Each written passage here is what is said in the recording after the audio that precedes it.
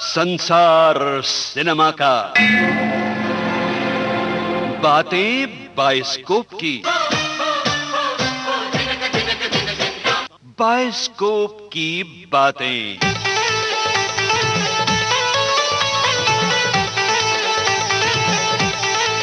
Silence.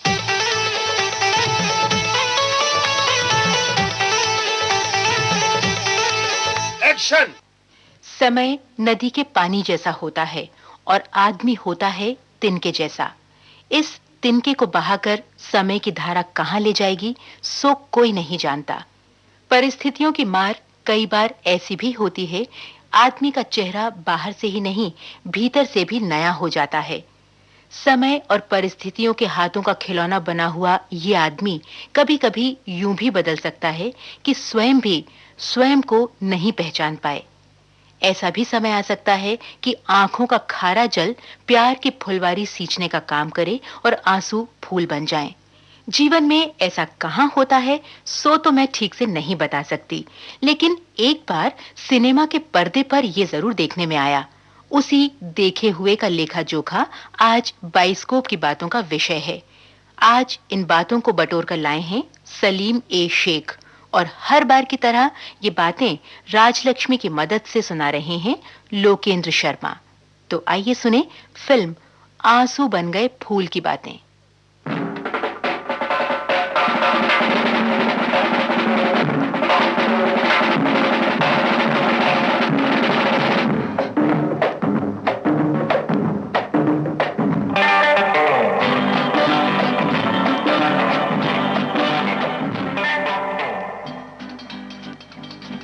Film आंसू बन गए फूल सन 1969 में बनी थी। ये फिल्म मराठी जबान के मशहूर नाटककार प्रोफेसर वसंत कानेटकर के लोकप्रिय नाटक अश्रूंची झाली फुले पर आधारित एक बामकसद फिल्म थी। इसे दादा मुनि यानी अशोक कुमार ने पेश किया था और इसके प्रोड्यूसर थे एस.एम. सागर और दादा मुनि के छोटे भाई अनूप कुमार। आंसू बन गए फूल फिल्म की बातें आगे बढ़ाने से पहले दोस्तों, मैं चाहूंगा कि आपको प्रोड्यूसर एस.एम. सागर के बारे में कुछ दिलचस्प बातें बता दूं। एस.एम. सागर का पूरा नाम है सैयद मोहम्मद सागर और वो अपने जमाने के बड़े हरफन मौला किस्म के आदमी रहे हैं। उनका ताल्लुक उत्तर प्रदेश के बदायूं और लखनऊ से है। फिल्मों में आने के लिए उन्हें बड़ी कड़ी जद्दोजहद करनी पड़ी थी। एस.एम. सागर को फिल्मों में आने का शौक 1936 में हुआ और उन दिनों ये वो स्कूल में पढ़ा करते थे। ये शौक धीरे धीरे इतना बढ़ा दोस्तों कि सन 1938 में मियां सागर घर से भागकर मुंबई पहुंच गए। फिर कई कोशिशें की, बड़े पापड़ बेले, लेकिन कहीं भी बात बनी नहीं। इसी दौरान क्या हुआ कि पैर की बीमारी ने हॉस्पिटल में पहुंचा दिया इन्हें और इत्तेफाक से उन्हें जिस कमरे में रखा गया था उसी कमरे में संगीतकार खेमचंद प्रकाश भी एक पलंग पर लेटे हुए थे। खेमचंद प्रकाश के पेट का ऑपरेशन होने वाला था। दोनों की अस्पताली मुलाकात दोस्ती में बदल गई और इसी दोस्ती की वजह से रंजीत स्टूडियो के बंद दरवाजे एस.एम. सागर के लिए खुल गए। लेकिन दरवाजा खुलने से प्रवेश भले ही मिल जाए, जरूरी नहीं कि काम भी मिले। सो हुआ कुछ नहीं। फिर सन 1944 में बंबई में दंगे फसाद भड़क उठे तो एस.एम. सागर वापस बदायूं चले गए। लेकिन उनका फिल्मी शौक अपना रंग जमाए रहा और सन 1948 में महात्मा गांधी की शहादत के बाद वो फिर मुंबई आ गए। इस बार एस.एम. सागर अपने साथ गीतकार शकील बदायूनी और डायरेक्टर शाहिद लतीफ के नाम उनके भाइयों के खत भी लाए थे। लेकिन खतों से क्या होना था, किस्मत ही मेहरबान नहीं हुई। एस.एम. सागर एक दिन भटकते भटकते लेखक ब्रजेंद्र गौड़ से टकरा गए, जो उन दिनों ज्ञान मुखर्जी की फिल्म संग्राम के डायलॉग लिख रहे थे। ब्रजेंद्र गौड़ भी लखनऊ के थे। उन्होंने एस.एम. सागर को बतौर कलाकार फिल्म संग्राम में काम दिलवा दिया। अब एस.एम. सागर अपनी अच्छी उर्दू जबान की वजह से बहुत जल्दी बंगाली ग्रुप में मकबूल हो गए और उन्हें फिल्मों में छोटे मोटे रोल मिलने लगे। इसी दौरान एस.एम. सागर माहिम के मेले में गए। वहां उन्होंने बदरुद्दीन नाम के एक नौजवान को एक थिएटर के सामने नाचते हुए देखा। इस नौजवान को वे बॉम्बे टॉकीज में ले आए और ब्रजेंद्र गौड़ से मिलवाया। बाद में बदरुद्दीन का नाम जॉनी वॉकर के नाम से मशहूर हुआ। जॉनी वॉकर ने बरजिंदर गौड़ के सामने अपनी शराबी की अदाकारी का ऐसा शानदार रंग जमाया कि सबके चेहरे खिल उठे और उन्हें गुरुदत्त के फिल्म बाजी में काम मिल गया। इस तरह बदरुद्दीन जॉनी वॉकर बने और एसएम सागर बन गए उनके सेक्रेटरी। बकौल एसएम सागर, संगीतकार खेमचंद्र प्रकाश की वजह से उन्हें फिल्मी दुनिया में दाखिला मिला। लेखक बरजिंदर गौड़ के कारण फिल्मों में उनके पैर जमे। जॉनी वॉकर की वजह से वे कई फिल्मी हस्तियों से जुड़े। दादा मुनि यानी अशोक कुमार ने उन्हें डायरेक्टर बनाया और प्रदीप कुमार ने बनाया प्रोड्यूसर। बहैसियत प्रोड्यूसर उनकी पहली फिल्म थी तू नहीं और सही। तू है हर जाई तो अपना भी यही तौर सही, तू नहीं और सही और नहीं और सही, तू नहीं और सही और नहीं और सही। तू है हर जाई तो अपना भी यही और सही, तू नहीं और सही और नहीं और सही, तू नहीं और सही। एसएम सागर की जिंदगी की बातें तो खैर बहुत हैं दोस्तों, जिन्हें हम फिर कभी सुनाएंगे।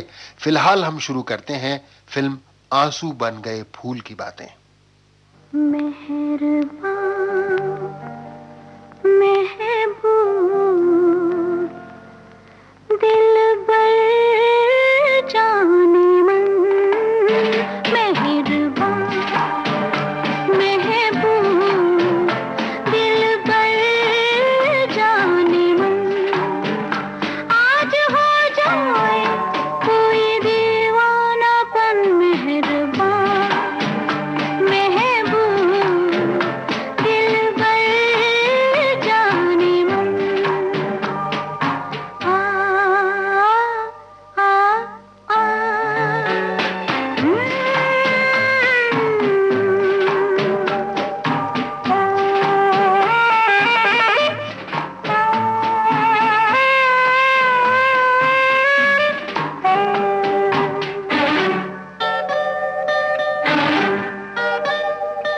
प्यार की ठंडी आग लगा दो, प्यार की ठंडी आग लगा दो, तन मन में एक धूम मचा दो। तुम पे वारी मेरे कजरारे नयन, मेहरबान महबूब दिलबर जाने मन, मेहरबान महबूब दिलबर जाने मन।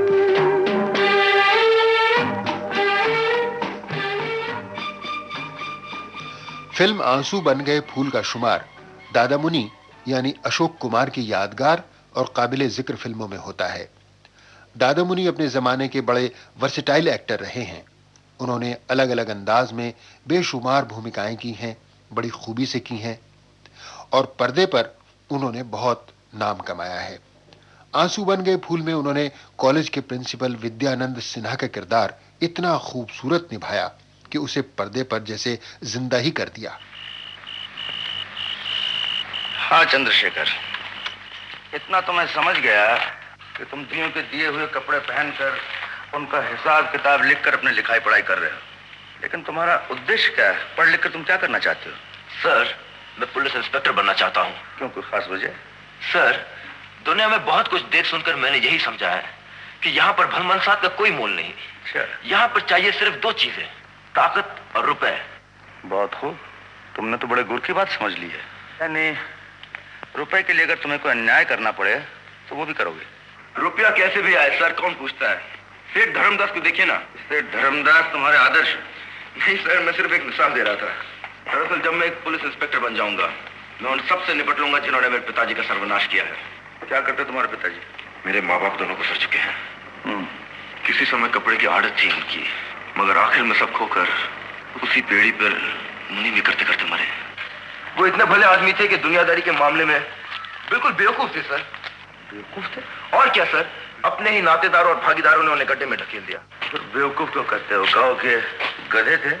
सर ऐसा मत कहिए, तो बुरा लगा तुम्हें? मेरे पिताजी इंसानों में देवता थे, उनके जैसा खरा आदमी दुनिया में ढूंढे नहीं मिलेगा। तुम्हारे दिमाग में सिवाय कंफ्यूजन कर कुछ नहीं। एक ही सांस में पिताजी को देवता भी कहते हो और बेवकूफ भी। एक तरफ धर्मदास बनना चाहते हो और दूसरी तरफ पुलिस इंस्पेक्टर। चोर और सिपाही दोनों एक साथ बनना चाहते हो। You are just a bundle of confusion. जिंदगी में तुम्हारा कुछ नहीं होगा। तुम में न दृढ़ता है, न उद्देश्य, न लगन है। You have no character, neither sincerity or purpose। तुम न शैतान को मानते हो न भगवान को। मैं शैतान का भी स्वागत कर सकता हूं, क्योंकि उसका एक उद्देश्य है। जैसा मेरा दोस्त शंभू, वो जो कुछ कहता है करता, उसमें कोई फर्क नहीं है। मैं उसे समझ सकता हूं, लेकिन तुम जैसों को न समझ सकता हूं न बर्दाश्त कर सकता हूं। You get out! मुझे माफ कीजिए सर, मैं अपनी गलती समझ गया। अच्छा इंसान हमेशा न्याय के पक्ष में, अच्छाई के पक्ष में रहता है, ताकत और दौलत के पीछे नहीं भागता। अब मैं कभी नहीं भूलूंगा। सच कहते हो? मैं आपको वचन देता हूं। फिलहाल मैं विश्वास कर लेता हूं, लेकिन याद रखना, मैं तुम पर हमेशा नजर रखूंगा। देखूंगा तुम वचन कहां तक निभाते हो। अशोक कुमार के साथ इस फिल्म में देव मुखर्जी, अलका, निरूपा रॉय, राज मेहरा, हेलन, राकेश पांडे, जानकी दास, अनूप कुमार और प्राण ने मुख्य भूमिकाएं निभाई हैं। सुनो तो जाने मेरी कहानी, सुनो तो जाने मेरी कहानी। अरे दुनिया है मेरे पीछे और मैं तेरी दीवानी। सुनो तो जाने मेरी कहानी। अरे दुनिया है मेरे पीछे और मैं तेरी दीवानी।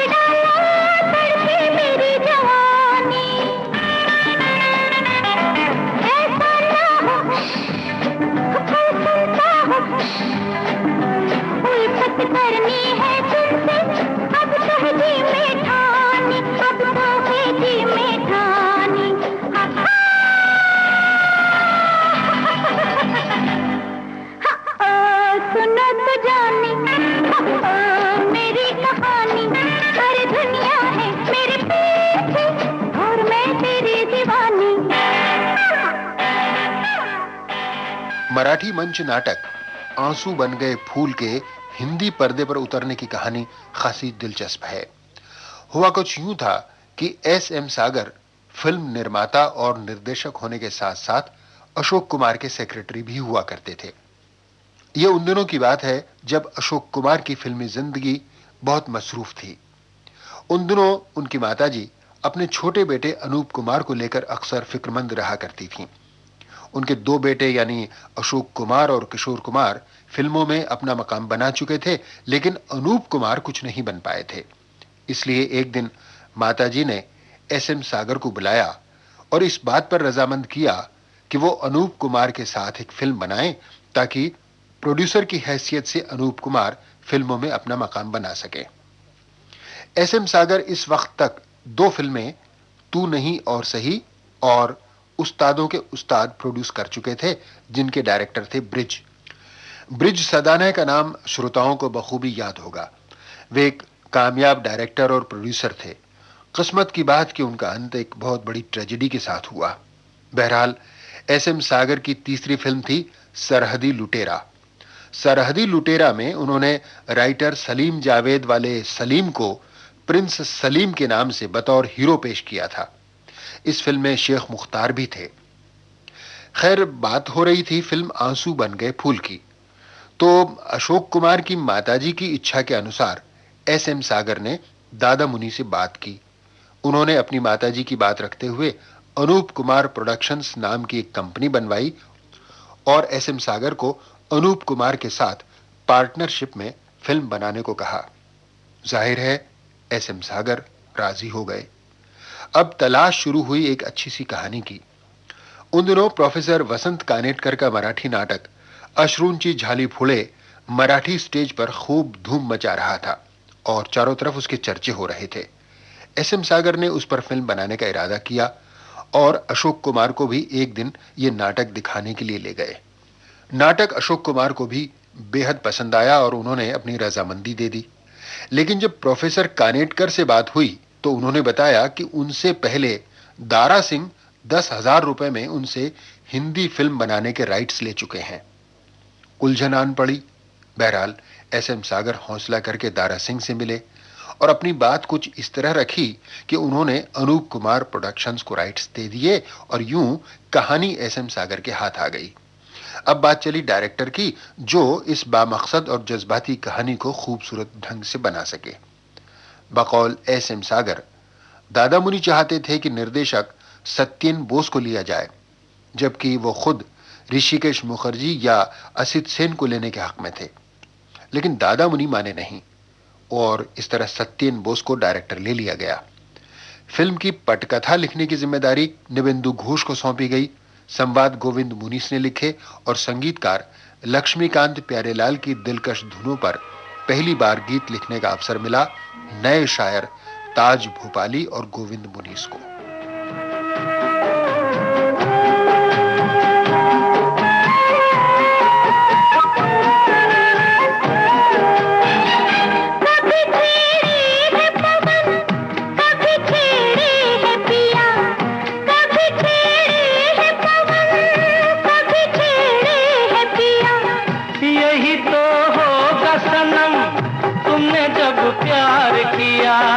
तुमने जब प्यार किया मेरे पास आओ, छोड़ो शर्माना, कभी अपनों को नहीं कहते बेगाना। जाने कैसा है मेरा दीवाना, कभी अपना सा लगे कभी बेगाना।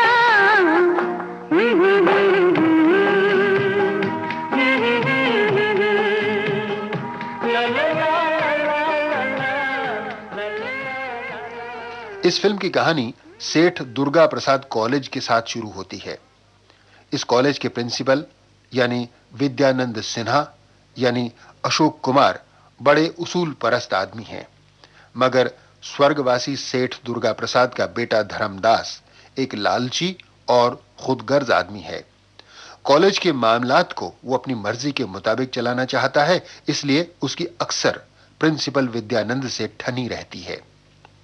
ऐसे ही एक मोड़ पर जब प्रिंसिपल विद्यानंद ने सेठ धर्मदास के साले वासुदेव यानी जानकी दास को साइंस की इमारत बनाने का ठेका देने से इनकार कर दिया, तो सेठ धर्मदास गुस्से में दनदनाते हुए प्रिंसिपल के दफ्तर में जा पहुंचे। कहिए सेठ जी, क्या बात है? सुना है आपने वासुदेव को साइंस विंग की इमारत का ठेका देने से इनकार कर दिया। आपने ठीक ही सुना है। बात यह है, आप जानते हैं ना वासुदेव मेरा साला है। जी हाँ। और मैं मैनेजिंग कमेटी का चेयरमैन हूँ। कमेटी ने सिफारिश की थी कि ठेका वासुदेव को दिया जाए, लेकिन आपने कोई ध्यान नहीं दिया। रामदास जी, कॉलेज की भलाई और फायदे पर ध्यान देना मेरा पहला कर्तव्य है। मेरे कॉलेज की भलाई और फायदा मैं नहीं सोचूंगा, आप सोचेंगे। वाह वाह वाह वाह। आप तो जानते धर्मदास जी, आपके पिताजी के समय से ये जिम्मेदारी मेरी है। मेरी तो अफसोस है, मेरे हाथ पांव तो मेरे पिताजी काटते रहते हैं। कॉलेज के लिए मैनेजिंग कमेटी बनाने के बावजूद वो सारे अधिकार आपको सौंपते हैं और आप उनका मनमाना इस्तेमाल करते हैं। गलत है धर्मदास जी, मैंने आज तक अपने अधिकारों का गलत इस्तेमाल नहीं किया, ना भविष्य में कभी करूंगा। आप खुद ही जानते हैं आपके साले साहब के बारे में लोगों की क्या राय है, और आप ये भी जानते हैं कि अभी अभी जो नई इमारत उन्होंने बनाई थी वो गिर पड़ी। मुझे उम्मीद है आप इसका बुरा नहीं लगेगा। तो ये आपका आखिरी फैसला है? इसका जवाब तो मैं खुद वासुदेव जी को दे चुका हूँ और वही जवाब आप मुझे दे रहे हैं। I'm sorry, सेठ जी गुस्से में झल्लाते हुए चले तो गए, लेकिन उन्होंने प्रिंसिपल विद्यानंद के खिलाफ साजिश का जाल बुनना शुरू कर दिया। इसी दौरान थर्ड ईयर का एक शरारती स्टूडेंट चंद्रशेखर यानी देव मुखर्जी गधे पर बैठकर कॉलेज में आया। कॉलेज में अच्छा खासा हंगामा हो गया। इसके बाद प्रिंसिपल विद्यानंद ने चंद्रशेखर को अपने दफ्तर में तलब किया। देखो चंद्रशेखर, जब हम 4 लोगों में रहते हैं तो हमें समाज के कायदे कानून मानकर चलना पड़ता है। शरीफ लोग जिसे सवारी का लायक समझते हैं उस पर चढ़ने से कोई नुकसान नहीं, कोई हर्ज भी नहीं, कोई बुराई भी नहीं। लेकिन जानते हो गधे पर बैठकर कौन आता है, या गधे पर किसको बिठाया जाता है? बेवकूफ को। तुम इस कॉलेज के अच्छे विद्यार्थियों में से गिने जाते हो। क्या तुम चाहते हो कि लोग तुम्हें बेवकूफ कहें? नहीं सर। मेरी समझ में नहीं आता चंद्रशेखर, तुम आजकल के नौजवान हुल्लड़ मचाए बगैर रह क्यों नहीं सकते? क्या तुम इसमें अपनी बहादुरी समझते हो? कभी गधे पर बैठकर कॉलेज चले आए, कभी अंडा बनकर हाथ में लाठी लिए चले आते हो। इससे तुम्हें क्या हासिल होता है? तुम तो मजाक करते हो, लेकिन और लोग सब परेशान हो जाते हैं। कुछ समझ रहे हो मैं क्या बोल रहा हूँ? शायद तुम्हारी सवारी बोली, जरा जाके देखो। क्यों, तुम्हारे गधा बोल रहा है ना? Yes sir. ये तुम्हें अच्छा लग रहा है? कॉलेज कंपाउंड में गधा रह रहा है, सब विद्यार्थी हंस रहे हैं, किसी का दिल पढ़ाई में लगेगा? सर, मुझसे गलती होगी। तो फिर तुम्हें क्या करना चाहिए? अब मैं कभी गधे में बैठकर कॉलेज में नहीं आऊंगा। और इस गधे के बच्चे को कॉलेज को बाहर छोड़ा दूं। ठीक है, जाओ। कॉलेज में सेठ धर्मदास का लड़का नवीन यानी राकेश पांडे और कृष्णा यानी अलका भी पढ़ते थे। नवीन ने कृष्णा के दिल में चंद्रशेखर को लेकर गलतफहमी कर रखी थी कि वो अच्छा लड़का नहीं है। इसकी वजह से अक्सर दोनों में झड़पें होती रहती थीं। लेकिन एक दिन यह गलतफहमी दूर हो गई और इसके बाद आप अब और क्या खता हुई मुझसे? आपसे नहीं, खता तो मुझसे हुई है। आपसे? मेरी वजह से आपको नाहक सजा मिली। आखिर कागज के बॉल जैसी खतरनाक चीज मैंने फेंक कर मारी थी आपको? जी नहीं, आपने वो बॉल नहीं फेंका था। हाँ? अच्छा, तो अब आपको मालूम हो गया किसने फेंका था? जी। मुझे बड़ा अफसोस है। अच्छा, आप मुझे माफ कर दीजिए। देखिए, अब मैं अपनी बात क्या डालूं? कौन सी बात? वही बात जिसे लोग इधर उधर बड़ा घुमा फिरा कर कहते हैं। मैं सीधे सीधे कह दूंगा। क्या बात यह है, आप मुझे बहुत अच्छी लगती हैं। जा रही हैं? मैं जानता था बात सुनकर अब चली जाएंगी, मगर जाने से पहले ये तो बता जाइए, सच्ची बात सुनकर मेल खत्म हो गया क्या? नहीं, शुरू हुआ।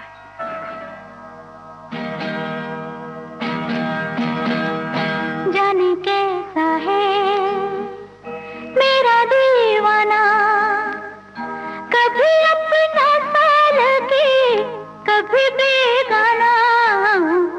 जाने कैसा है मेरा दीवाना, कभी अपना सा लगे कभी बेगाना। बड़ी भोली हो ये भी ना जाना, कभी अपनों को नहीं कहते बेगाना।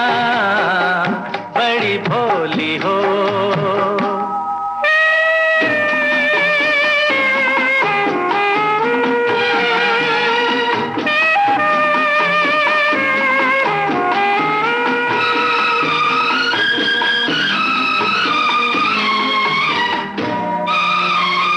यूं भी जीता था मगर कोई अरमान न थे, यूं भी जीता था मगर कोई अरमान न थे।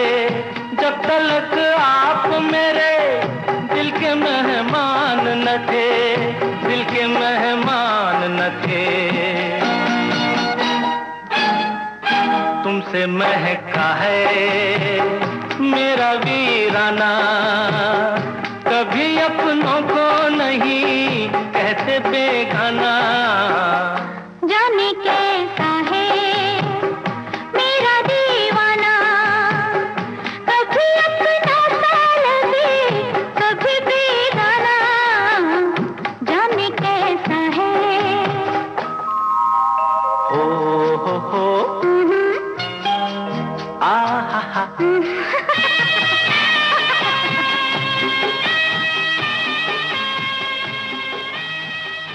इधर चंद्रशेखर और अलका का रोमांस परवान चढ़ने लगा, उधर सेठ जी अपनी घिनौनी साजिश के तहत प्रोफेसरों पर मेहरबानियां करने लगे। उन्होंने वाइस प्रिंसिपल श्याम यानी अनूप कुमार को खुश करने के लिए 4 कमरों का एक फ्लैट दे दिया ताकि वो अपनी पत्नी के साथ आराम से रह सकें। और इसी बीच कॉलेज में स्टूडेंट यूनियन के इलेक्शन का हंगामा शुरू हो गया और सेठ धर्मदास के बेटे नवीन और चंद्रशेखर में ठन गई। इलेक्शन में मालिक के लड़के खड़े हैं। अरे इन्हें कम न समझो, ये खुद भी बड़े हैं।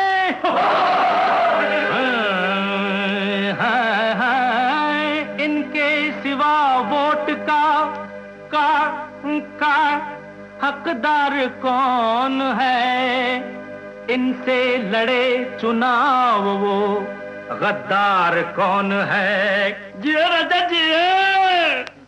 अब चाहे किसी से प्यार करो, इनको वोट दो। अब चाहे किसी से प्यार करो, इनको वोट दो। वादों का एतबार करो, इनको वोट दो। अब चाहे किसी से प्यार करो, इनको वोट दो। अब चाहे किसी से प्यार करो, इनको वोट दो। वोट फॉर, अरे वोट फॉर।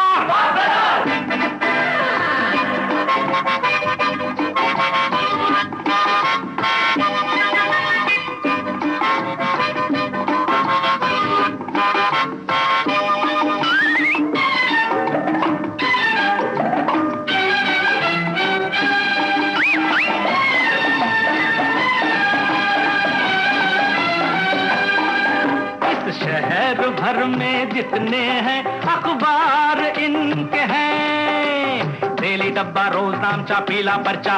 इस शहर भर में जितने हैं अखबार इनके हैं, काले सफेद सैकड़ों व्यापार इनके हैं। सब अस्पताल इनके हैं, बीमार इनके हैं। परिणाम लाख बार करो, इनको वोट दो। वादों का एतबार करो, इनको वोट दो। हाँ, चाहे किसी से प्यार करो, इनको वोट दो। अरे बोल रहे बेटा, जिंगल बप्पा दे घुमा के रिंग पटापट दिंगड़ी पोको दे घुमा के घुमा के घुमा के घुमा के।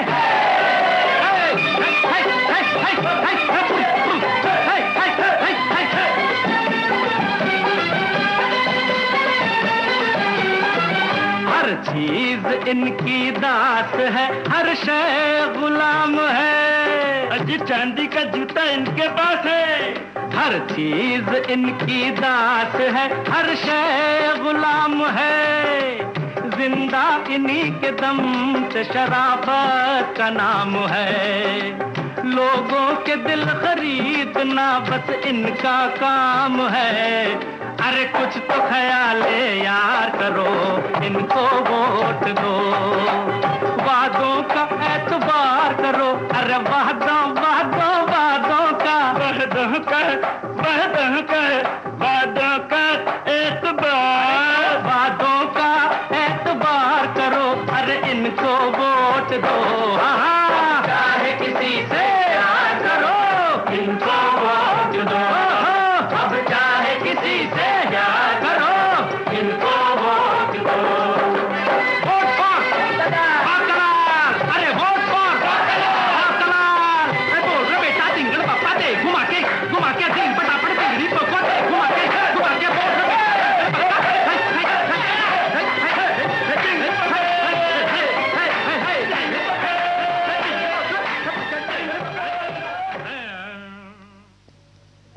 और फिर वही हुआ जो होना था। नवीन इलेक्शन हार गया और चंद्रशेखर का साथी इलेक्शन जीत गया। इस जीत पर चंद्रशेखर और कृष्णा हंस बोल रहे थे कि तभी नवीन ने उन्हें देख लिया और वो कृष्णा से उलझ पड़ा। कृष्णा, क्या है? तुम्हारा उससे बातचीत करना ठीक नहीं। मैं उसे बिल्कुल पसंद नहीं करता। मैं तो उसे नापसंद करने का कोई कारण नहीं देखती, और पहले मुझे जो उसके बारे में गलतफहमी थी वो भी तुम्हारी पैदा की हुई थी। मैं साफ साफ कह देता हूँ कृष्णा, मैं नहीं चाहता तुम उससे कभी और मैं भी साफ साफ कह देती हूँ कि तुम्हारा मुझ पर इस तरह हुक्म चलाने का कोई अधिकार नहीं, समझे?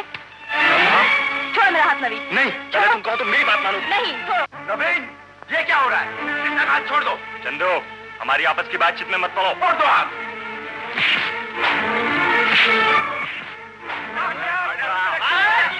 बहुत देखा तेरे। अब अक्ल ठिकाने आई ना? देख लूंगा। हाँ, देख लेना। आना, कल बताऊंगा तुमको। अबे जा चमचा कहेगा। दूसरे दिन नवीन गुंडों को लेकर कॉलेज पहुंचा। क्यों चंदू बाबू, कल कृष्णा के सामने बहुत बहादुरी दिखा रहे थे ना? चलो माफी मांगो। माफी मांगने लायक तुम्हें मांगनी ही पड़ेगी। मांगने पड़ेगी।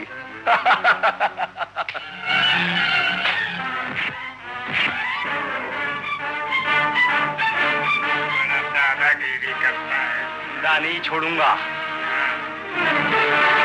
प्रिंसिपल साहब, वो देखिए बारोबारी कर रहे हैं। भागो भागो, सब भागो। किससे झगड़ा हो रहा था? चंद्रशेखर। चंद्रू, हाथ में चाकू। बाप रे, इधर रखो इसे। किससे झगड़ा कर रहे थे? कहीं किसी को मार वो तो बाद में मालूम हो जाएगा। इसे खुद इतनी चोट लगी हुई है। चलो तुम मेरे साथ। प्रिंसिपल विद्यानंद चंद्रशेखर को कॉलेज के कंपाउंड में ही बने अपने बंगले पर ले आए और अपनी डॉक्टर पत्नी सुमित्रा यानी निरूपा राय के हवाले करते हुए उन्होंने कहा, देखो इस लड़के को। क्या बात इसको? मार लगी है, मरपट्टी कर दो। अंदर जा। जरा सा नीचे लग जाए तो टांग चली जाती। चल, इसे तो काफी मार लगी है, आराम की जरूरत है। अब बताओ मारपीट क्यों की और किसके साथ? सर सब गुंडे थे। कॉलेज में गुंडे कहां से आए? नवीन लाया था। कौन नवीन? सर धर्मदास का लड़का? Yes sir. वो गुंडे क्यों लाएगा? किस वजह से लाएगा? सर एक लड़की है। लड़की? कॉलेज में तुम लोग ये सब करते हो? सर आप मुझे गलत समझ रहे हैं। थर्ड ईयर में कृष्णा नाम की लड़की है। नवीन कल उसका अपमान कर रहा था। मैंने उसे रोका। कल तो वो मुझसे जीत नहीं सका, भाग गया। आज कॉलेज। तुम झूठ बोल रहे हो। सच कह रहा हूँ सर। तुम कितने बड़े शैतान मचित हो। तुम हमेशा झूठा बोलते हो। मैंने कभी झूठ नहीं बोला सर। इतने में सेठ धर्मदास दनदनाते हुए वहां पहुंच गए और दरवाजे पर से ही चिल्लाए, मैं कमीने हरामखोर के गाड़ी की तरफ बढ़ाओ। देख लिया आपने? इधर भी देख लो। शंभू तुम यहाँ? प्रिंसिपल साहब मेरा बचपन का दोस्त है। अच्छा, ये तुम्हारे दोस्त हैं? लेकिन तुम्हारी मेरी दोस्ती कैसी है ये इन लोगों को नहीं मालूम। चुप रहो शंभू, ये मजाक का वक्त नहीं। जाओ अपना काम करो। अच्छा मिस्टर विद्यानंद, आप जानते हैं कॉलेज में क्या हुआ? कुछ कुछ सुना है मैंने। इसने मेरे बेटे नवीन को चाकू मारा। आपके सामने? मेरे सामने मारता तो मैं। चंदू, तुमने चाकू मारा? नहीं सर, चाकू तो नवीन ने निकाला था। लेकिन नवीन कभी झूठ तो नहीं बोलता। जी हाँ प्रिंसिपल साहब, मैं तो उसे घर पे ट्यूशन देने जाता हूँ ना। बड़ा सज्जन लड़का है, बिल्कुल अपने पिता पर गया है। इस वक्त नवीन कहाँ है? नवीन घर पर है। उसे आप मेरे पास भेज दीजिए। पहले मैं पूछताछ करूंगा, फिर जिसका भी कसूर है उसे उचित सजा दूंगा। पूछताछ की जरूरत क्या है? मैं जो आपसे कहता हूँ, कसूरवार ये है। मैं कॉलेज की कमेटी के चेयरमैन की हैसियत से आपसे कहता हूँ कि इसे कॉलेज से निकाल दीजिए। धर्मदास जी, इस वक्त आप मेरे सामने सिर्फ एक विद्यार्थी के पिता हैं और कॉलेज के प्रिंसिपल की हैसियत से इस मामले की जांच के बगैर मैं कोई फैसला नहीं कर सकता। विद्यानंद, तुम मेरी इंसल्ट कर रहे हो। तुम जैसे न जाने कितने विद्वान मेरे इशारों पर नाचते हैं।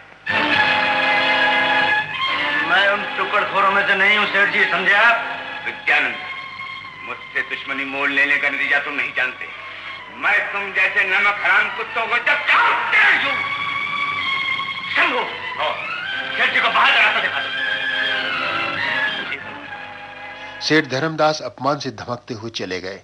इधर विद्यानंद जी और चंद्रशेखर के बीच खासी गर्मागर्मी हो गई, लेकिन चंद्रशेखर ने अपनी गलती मानकर विद्यानंद जी के गुस्से को ठंडा कर दिया और जाने की इजाजत मांगी। सर, अब मुझे आज्ञा दीजिए। मालूम है तुम्हें क्या क्या करना है? Yes sir. जिन प्रोफेसरों को मैंने तंग किया है उन सबसे मैं माफी मांगूंगा और नवीन से हाथ मिला लूंगा। और सेठ धर्मदास से भी माफी मांगनी है। वो तुमसे बड़े हैं, तुम्हारे बुजुर्ग हैं। Yes sir. हमेशा इंसान की अच्छाइयों पर भरोसा रखो और याद रखो चंदू, प्रायश्चित किए बगैर कोई गलती नहीं सुधरती। चंद्रशेखर विद्यानंद जी के घर से निकला ही था कि पुलिस ने उसे धर पकड़ा। नौकर ने यह देखा तो दौड़ा दौड़ा आया और विद्यानंद जी को खबर दी। विद्यानंद जी चंद्रशेखर को छुड़ाने के लिए शंभू के साथ पुलिस स्टेशन पहुंचे तो पाया कि वहां सेठ धर्मदास मौजूद हैं। इंस्पेक्टर साहब, मुझे खबर मिली कि आपने मेरे एक विद्यार्थी चंद्रशेखर को गिरफ्तार किया। जी हाँ। किस लिए? सेठ धर्मदास जी ने उसके खिलाफ रिपोर्ट लिखवाई। सेठ जी ने क्या रिपोर्ट लिखवाई? यही कि उस लड़के ने इनके सुपुत्र नवीन को चाकू मारा। रिपोर्ट सेठ जी ने लिखवाई थी, नवीन ने नहीं। इंस्पेक्टर साहब, रिपोर्ट नवीन ने लिखवाई या मैंने? बात एक ही। इसका यह मतलब है इंस्पेक्टर साहब कि आपने नवीन का बयान नहीं लिया। जी नहीं। यानी आपको मामले की सही जानकारी नहीं है। अब बात दरअसल ये है कि फिर आप मेरे कॉलेज कंपाउंड में आकर मेरे स्टूडेंट को कैसे गिरफ्तार कर सकते हैं? इंस्पेक्टर साहब, मैं कॉलेज की मैनेजिंग कमेटी का चेयरमैन हूँ। इंस्पेक्टर साहब, आप तो जानते हैं कॉलेज कंपाउंड के अंदर जो कुछ होता है उसका जिम्मेदार प्रिंसिपल है। करेक्ट। जी हाँ। फिर आपने मुझे खबर करने की जरूरत नहीं समझी। मैंने कहा था, लेकिन सेठ जी ने कहा कि कॉलेज मेरा है। देखिए इंस्पेक्टर साहब, सेठ जी मैनेजिंग कमेटी के चेयरमैन जरूर हैं, लेकिन प्रिंसिपल मैं हूं, इसलिए प्रिंसिपल की हैसियत से आपसे दरखास्त करता हूं, उस लड़के को रिहा कर दीजिए। आप ऐसा नहीं कर सकते इंस्पेक्टर साहब। इस लड़के को छोड़ने से मेरे लड़के की जिंदगी के लिए खतरा बढ़ जाएगा। सेठ जी, आप तो खामोखा तिल का ताड़ बना रहे हैं। कॉलेज के दो विद्यार्थियों में झगड़ा हुआ, ये तो कॉलेज में निपट जाना चाहिए। आप इस मामले को अदालत तक ले जाएं तो कॉलेज की बदनामी होती है। मैं कुछ नहीं सुनना चाहता। इंस्पेक्टर साहब, उस लड़के की जमानत मैं देता हूं, उसे रिहा कर दीजिए। इंस्पेक्टर साहब, आप इनकी बातों में ना आइएगा। मैंने जो कुछ बयान दिया है वो बिल्कुल सही है। कॉलेज का मालिक मैं हूं। कामले, उस लड़के को बाहर लाओ। इंस्पेक्टर साहब, माफ कीजिएगा सेठ जी, प्रिंसिपल साहब ठीक कहते हैं। आप अपने विद्यार्थी को ले जा सकते हैं। Thank you inspector. इस तरह विद्यानंद जी ने चंद्रशेखर को छुड़ा लिया और सेठ जी गुस्से में बल खाते हुए चले गए। इधर चंद्रशेखर कृष्णा से मिला तो दोनों के बीच रूमानी छेड़छाड़ शुरू हो गई। क्यों कृष्णा? मेरी बात का जवाब नहीं दोगी? बोलो। तुम सचमुच एक पहेली हो। तुम्हें भी तो समझना बहुत मुश्किल है।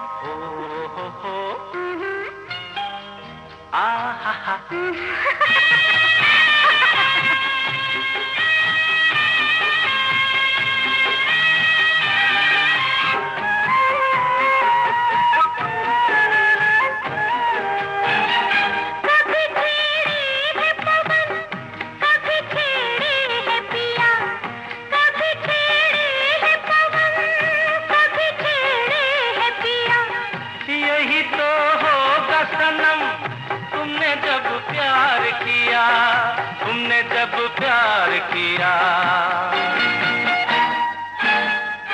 मेरे पास आओ, छोड़ो शर्माना, कभी अपनों को नहीं कहते बेगाना। जाने कैसा है मेरा दीवाना, कभी अपना सा लगे, कभी बेगाना।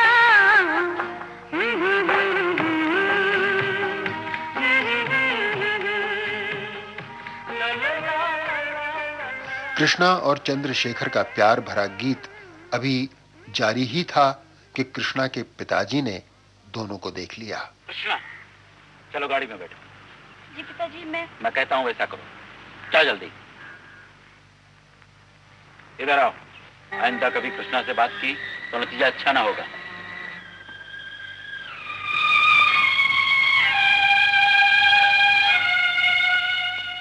चंद्रशेखर और कृष्णा एक दूसरे से जुदा कर दिए गए।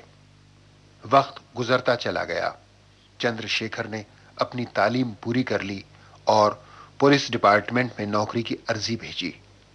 अर्जी मंजूर कर ली गई और उसे ट्रेनिंग के लिए बुलावा आ गया। खुशी और उमंग से भरा हुआ चंद्रशेखर अपने गुरु विद्यानंद जी से आशीर्वाद लेने के लिए उनके घर पहुंचा। अरे हाँ चंद्रशेखर, आज बड़े अच्छे दिन तुम मेरे यहाँ आए हैं। सर, बड़ी अच्छी खबर लेकर आया हूँ। सर, मुझे ट्रेनिंग के लिए बुलाया है। ओह कांग्रेचुलेशंस। Thank you sir. कब जा रहे हो? सर, मैं तो कल ही चला जाता हूँ, कल आप लोग नहीं मिले। अब आपका आशीर्वाद लेकर आज ही चला जाऊंगा। चंद्रशेखर, मेरा आशीर्वाद तो हमेशा तुम्हारे साथ है, मगर याद करके कभी कभी चिट्ठी जरूर लिखना। जरूर लिखूंगा सर। आपको भला मैं कैसे भूल सकता हूँ? आपने मेरे लिए बड़ी परेशानी उठाई है। नहीं नहीं चंद्रशेखर, वो तो मेरा कर्तव्य था। तुम तो मेरे बेटे के समान हो। ये पूजा के फूल हैं चंद्रशेखर। मैं चाहता हूं कि तुम्हारा जीवन इन फूलों की तरह बने, सात्विक और सुंदर। ये फूल हमेशा तुम्हें अपने कर्तव्य की याद दिलाते रहें। कितनी ही बाधाएं, कितने ही लालच तुम्हारे सामने आए, उन सब को जीत कर तुम नाम और यश पाओ। मैं कोशिश करूंगा सर। ये लो। ठहरिए सर। जीते रहो। मेरी माँ बचपन में ही मुझे छोड़ गई थी, मगर जितना याद है वो बिल्कुल आप जैसी ही थी। इसलिए मेरा मन कर रहा है कि मैं आपको माँ कहा करूं। माँ ही कहना, तुम मेरे भी तो बेटे हो। देखो, जब छुट्टी मिले तो यहीं आना। जरूर आऊंगा माँ। चंद्रशेखर की ट्रेन छूटने ही वाली थी कि इतने में कृष्णा दौड़ी दौड़ी उससे मिलने के लिए पहुंच गई। कृष्णा, तुम? हाँ, मैं तुम्ही से मिलने आई हूँ। वहाँ पहुँचकर सुरेखा के पति पर खत लिखना। जरूर लिखूंगा, मगर तुम्हारे पिताजी? तुम उनकी बातों का ख्याल मत करो। मैं तुम्हारी हूँ, मैं तुम्हारा इंतजार करूंगी। कृष्णा, ट्रेन छूटने वाली है। इस तरह कृष्णा दोबारा चंद्रशेखर की जिंदगी में लौट आई और वो उसकी यादों को मन में बसाए हुए ट्रेनिंग के लिए चला गया। इधर सेठ धर्मदास ने वाइस प्रिंसिपल श्याम को अमेरिका भेजने का झांसा देकर अपने साथ मिला लिया और श्याम ने सेठ जी के मंसूबे के मुताबिक एक कोरे चेक पर विद्यानंद जी के दस्तखत करवा लिए। लेकिन इस साजिश की खबर शंभू को हो गई। शंभूराव, क्या बात है, आज इतने जल्दी सुबह सुबह अकेले? बैठ। सुना, तू सुना, कॉलेज का क्या हाल है? ठीक ही है। तो कॉलेज के बारे में क्यों पूछने लगा? वो बचपन में तू किसी किताब से कुछ जानवरों की कहानी सुनाया करता था ना, वो हितोपदेश पंचतंत्र में से। हो कुछ ऐसा ही था। आज उसकी एक कहानी याद आ गई। कौन सी? वो गीदड़, बिल्ली और खरगोश की। हाँ हाँ हाँ, जहाँ गीदड़ और बिल्ली मिलकर खरगोश मारने की कोशिश कर रहे। हाँ हाँ। क्या बात है, तुझ तरह क्यों देख रहा? कहने क्या चाहता है? यही कि खरगोश अब भी संभल जा, वरना फंस जाएगा। 2 दिन पहले धर्मदास के घर गीदड़ और बिल्ली की दोस्ती अपनी आंखों से देख कर आया हूं, जिन पर तुझे बहुत विश्वास है ना, जिनको तू अपने घर का समझता है ना, वही सब मिलकर तेरे खिलाफ साजिश कर रहे हैं। विद्यानंद जी को शंभू की बात पर विश्वास नहीं हुआ, लेकिन तभी पुलिस इंस्पेक्टर आ पहुंचा और उसने वारंट पेश कर दिया। वारंट? वारंट? तो मेरे नाम पर मेरी गिरफ्तारी का वारंट है सुमित्रा। आप कॉलेज का रुपया अपने पास रखते हैं क्या? जी, कॉलेज का रुपया मैं क्यों गबन करूंगा? इसमें कोई गलती है इंस्पेक्टर साहब। लेकिन थाने तो आपको चलना ही है, कुछ वक्त लगेगा क्या? जी नहीं, चलिए मैं आपके साथ। मगर इंस्पेक्टर साहब, ये सब झूठ है, ये कभी ऐसा नहीं कर सकते, कभी नहीं। अब तो मानते हो। लेकिन शंभू, ये साजिश चलेगी नहीं, सच्चाई की हमेशा जीत होगी। तो एक काम कर, श्याम, जोशी और झा को जरा खबर कर दे। उनको पहले ही खबर है और तुझे उनकी मदद की जरूरत भी नहीं। अरे मैं जो जिंदा हूं, मैं शंभू महादेव राव। तू चल, मैं वकील को लेकर आता हूं। शंभू शहर के मशहूर वकील पाटिल साहब को लेकर पहुंचा। उसने विद्यानंद जी की जमानत देनी चाहिए, लेकिन विद्यानंद जी इसके लिए राजी नहीं हुए। क्या जरूरत है शंभू, एक ही दिन की तो बात है। मुझे शाम पर अब तक भरोसा है। क्यों नहीं? भरोसा न होने की वजह क्या है? मैंने शाम को बचपने से पाला है, उसे लिखाया पढ़ा है, वो मेरे खिलाफ कभी नहीं जाएगा। अरे बोला ना, शाम का ख्याल छोड़ दे, मुझे जमानत देने दे। नहीं शंभू, तेरी जमानत पर मैं नहीं छूटना चाहता। क्यों? इसलिए कि मैं बुरा आदमी हूँ। मैं तो बुरा मत मान शंभू, बुरा मत मान। मैं जानता हूँ तेरे रुपए कहाँ से आते हैं, उन रुपयों को छूना भी मेरे लिए बुरा है। मैंने भाभी को वचन दिया है कि मैं तुझे छुड़ा कर लाऊंगा। नहीं शंभू, ये मेरे असूल की बात है। तू जा शंभू, तू जा यहाँ से। विद्यानंद, विद्या मेरी बात सुन। विद्यानंद। विद्यानंद जी ने शंभू की नहीं सुनी और बात पहुंची अदालत में। अदालत में सेठ जी की धमकी से डरकर श्याम ने विद्यानंद जी के खिलाफ बयान दिया, जिसे सुनकर विद्यानंद जी के दिल को गहरा धक्का लगा। श्याम, तुम मेरी कसम खाकर कहो सच कह रहे हो। मेरी कसम खाकर कहो सच कह रहे हो श्याम। मैं आपकी कसम खा के कहता हूँ, जो कुछ कह रहा हूँ सच कह रहा हूँ। श्याम, विश्वासघात। तुम तो मुझ पर पिता जैसी श्रद्धा रखते हो, मुझे बड़े भाई की तरह मानते हो ना श्याम। योर ऑनर, श्याम ने जो कुछ कहा है सच कहा है। ये सच है कि चेकबुक मैंने अपने पास रख लिया था, और ये भी सच है कि कॉलेज का 1,35,000 रुपए गबन मैंने किया है। योर ऑनर,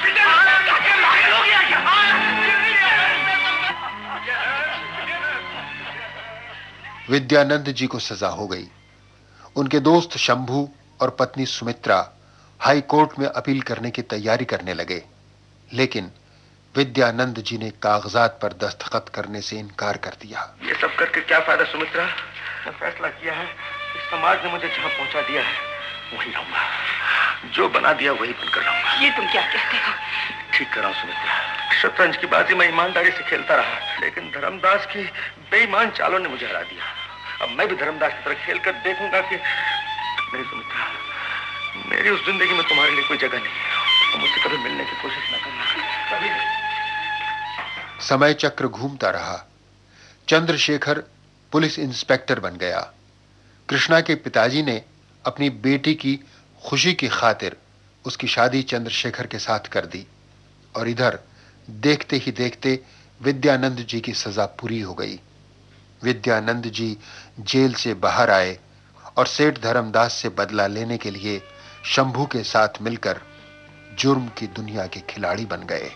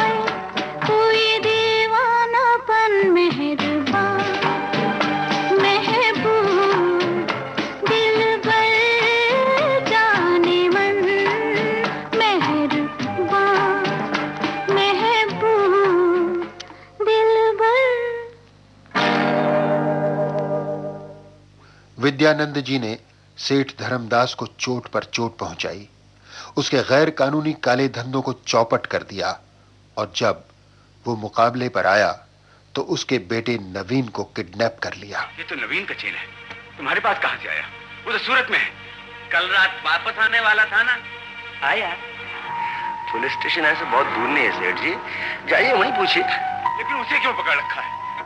ताकि आपका दिमाग ठंडा रहे सेठ जी, और अगर आप इस पर भी नहीं माने तो आपका बेटा आपके तमाम काले कारनामे पुलिस को लिख भेजेगा, खुदकुशी कर लेगा। ऐसा नहीं हो सकता विद्यानंद। शंभू बचाओ, मेरे बेटे को बचाओ। विद्यानंद, नवीन मेरा इकलौता बेटा है। धर्मदास जी, मेरे भी हजारों बेटे थे, लेकिन आज एक भी नहीं है, सिर्फ आपके लिए। ये मेरी भूल थी, मैं उसके लिए माफी चाहता हूँ, लेकिन मैं अब तुमसे रहम की भीख मांगता हूँ। मुझे तैयार करो विद्यानंद, मैं तुम्हारे पाँव पड़ता हूँ। कुदरत कैसे कैसे खेल दिखाती है धर्मदास जी। जिस विद्यानंद को एक दिन आपने जेल भिजवाया था, आज उसके पैरों पर गिरकर उसी से भीख मांग रहे हैं। तुम्हारे बेटे के साथ मैं क्या सलूक करूंगा ये तुम पर मुनहसर है। निकल जा यहाँ से, निकल जा। सेठ धर्मदास चला गया तो विद्यानंद जी शंभू से बोले, देखा शंभू महादेव, इसे कहते हैं विधाता का न्याय, यानी ड्रामेटिक जस्टिस। आज इतने दिनों के बाद मुझे उस अपमान का बदला मिला। हो, सांप का जहरीला दांत भी टूट गया और उसका सर भी कुचल दिया गया। लेकिन विद्यानंद, तूने सांप के बच्चे के बारे में क्या सोचा है? हाँ शंभू, मैं उसे मार दूंगा। लेकिन विद्यानंद, अब इसकी क्या जरूरत है? तू जो चाहता था वो तो हो गया। अगर पुलिस में जाकर सब कुछ उगल दे तो हम फंस जाएंगे। मैं जानबूझकर खतरा मोल लेना नहीं चाहता। इसी दौरान पुलिस ऑफिसर चंद्रशेखर की तरक्की हो गई और वो डीएसपी बनकर मुंबई आ गया। नमस्ते सेठ जी। कौन? चंद्रशेखर। यहाँ क्या करने आया है? आपका नाम और काम जग जाहिर करने के लिए। आपके घर की तलाशी में ले चुका हूँ और जो सबूत मुझे चाहिए थे मुझे मिल गए हैं। कैसी तलाशी? कैसा सबूत? तलाशी स्मगलिंग के माल की, और सबूत एक ड्राइवर के खून का। और अगर चाहे तो अपना वारंट भी देख लीजिए। ले जाओ इसे। सेठ धर्मदास को जेल की सलाखों के पीछे डालने के बाद चंद्रशेखर एक खास पुलिस ऑपरेशन के सिलसिले में एयरपोर्ट पहुंचा। वहां उसका सामना विद्यानंद जी और सुमित्रा से हो गया। चंदू? Yes sir. अरे कितना चेहरा बदल गया तुम्हारा, बड़े बड़े मूछें रख लिए हैं, कहीं जा रहे हो? नहीं सर, मैं किसी खास काम से आया हूँ। पुलिस में हो ना? यस सर, मैं डीएसपी बन गया हूँ। हाँ, तुम्हें ये तो नहीं बताया किस खास काम के लिए तुम यहाँ आए हो? Sorry sir, this is the police secret. Oh of course, बाद में आपको सब कुछ मालूम हो जाएगा। तो यार सुनिए, आप बाद में मिलेंगे सर। धन्यवाद। चंद्रशेखर विद्यानंद जी को टालकर चला गया। विद्यानंद जी नहीं जानते थे कि चंद्रशेखर दरअसल उन्हीं के पीछे है। शंभू और नीलम यानी हेलन ने रूप बदलकर माल वसूल किया ही था कि पुलिस उनके पीछे लग गई। नीलम ने किसी तरह बैग विद्यानंद जी तक पहुंचा दिया और बचकर निकल जाना चाहा, लेकिन शंभू के साथ वो पकड़ी गई। विद्यानंद जी ने उन्हें बचाने के लिए चंद्रशेखर से कहा, ये करोड़ों का माल पकड़ के तुम्हें क्या मिलेगा? इनाम मिलेगा, तरक्की होगी, नाम होगा, यही ना? ना भी मिले तो क्या है सर? इधर देखो, इधर देखो, इधर देखो। कितने रुपए? इसमें 20 लाख रुपए हैं चंदू। इस मामले को दबा दो चंदू और शंभू को छोड़ दो। इसमें से जितना चाहे उठा लो। मुझे रिश्वत दे रहे हैं? मुझे?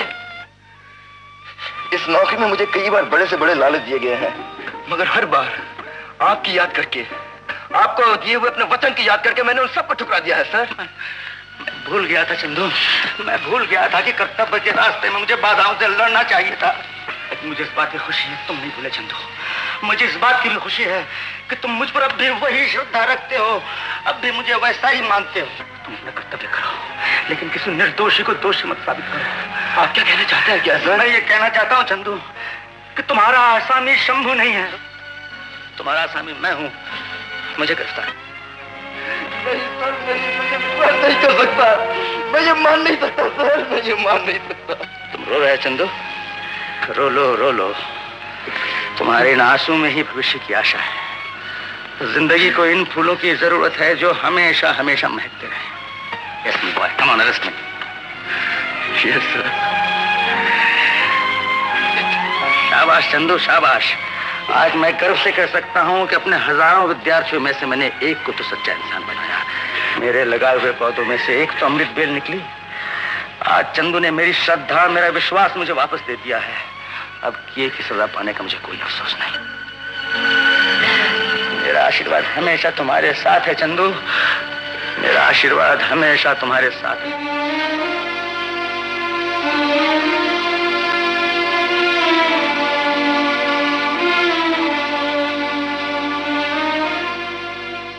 जैसा कि मैंने बताया दोस्तों, फिल्म आंसू बन गए फूल एक सबक आमोज, बामकसद और सामाजिक फिल्म थी।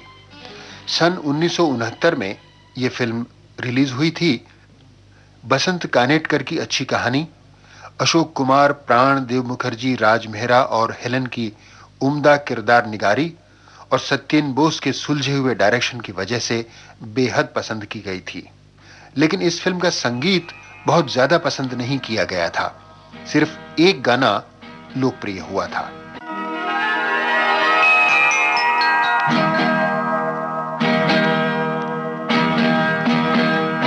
जाने कैसा है मेरा दीवाना, कभी अपना सा लगे कभी बेगाना। जाने कैसा है मेरा दीवाना, कभी अपना सा लगे कभी बेगाना। बड़ी भोली हो ये भी ना जाना, कभी अपनों को नहीं कहते बेगाना। बड़ी भोली हो।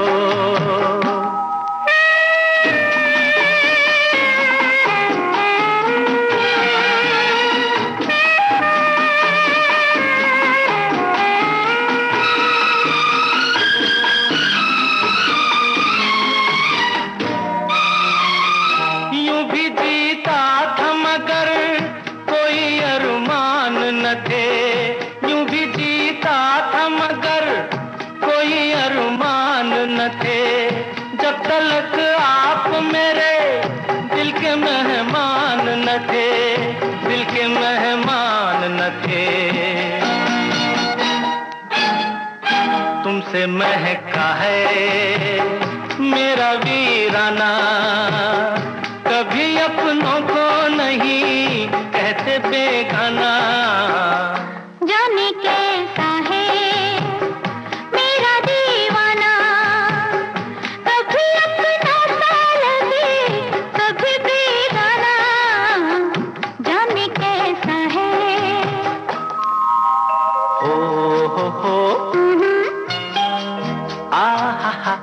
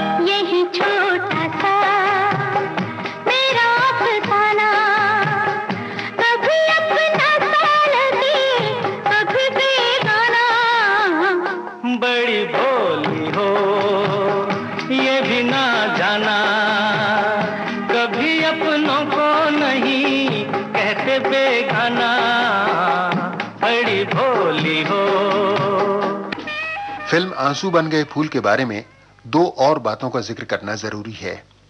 पहली ये कि इस फिल्म से मुतासिर होकर लेखक जावेद अख्तर ने इसी कहानी को एक नया रंग रूप देकर मशाल के नाम से दोबारा लिखा और निर्माता निर्देशक यश चोपड़ा ने इसे दिलीप कुमार, वहीदा रहमान, अनिल कपूर, रति अग्निहोत्री, सईद जाफरी और नीलू फुले तथा अमरीश पुरी को लेकर दोबारा बनाया।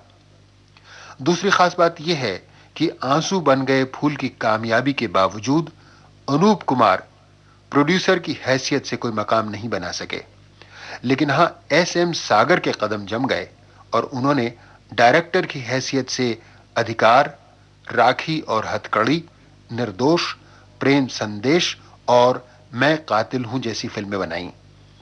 साथ ही प्रोड्यूसर डायरेक्टर की हैसियत से अनपढ़, उजाला ही उजाला, हरफन मौला और नजराना प्यार का फिल्में पेश की। दोस्तों, फिल्म आंसू बन गए फूल मजबूरियों की कहानी है। हालात की आंधी सूखे पत्ते को चाहे जिस दिशा में ले जाए, पेड़ से टूटा हुआ पत्ता हवा के हाथों में मजबूर होता है। इंसान भी हालात के सामने इस पत्ते से ज्यादा और क्या है। यही फलसफा ये फिल्म बयान करती है। शायद कुछ लोगों को इस फलसफे में निराशा की परछाइयां दिखाई दें, मुसीबतों के सामने हथियार डाल देने का उपदेश सुनाई दे, लेकिन पुलिस इंस्पेक्टर का किरदार एक आदर्श और बहादुरी का ऐलान बनकर सामने आता है। और जिंदगी का ड्रामा देखिए कि इस किरदार को यह रूप उसी प्रिंसिपल ने दिया है जो खुद हालात की मार से अधमरा हो चुका है।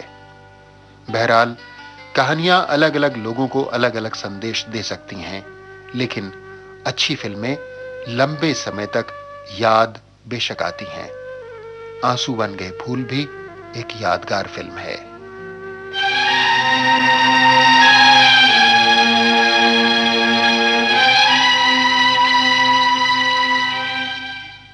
बाइस्कोप की बातें पूरी हुई, यानी सलीम ए शेख की जमा की हुई जानकारियों के आधार पर आपने सुनी फिल्म आंसू बन गए फूल की बातें। बातें आपको राजलक्ष्मी की मदद से सुनाई लोकेंद्र शर्मा ने। बाइस्कोप की बातें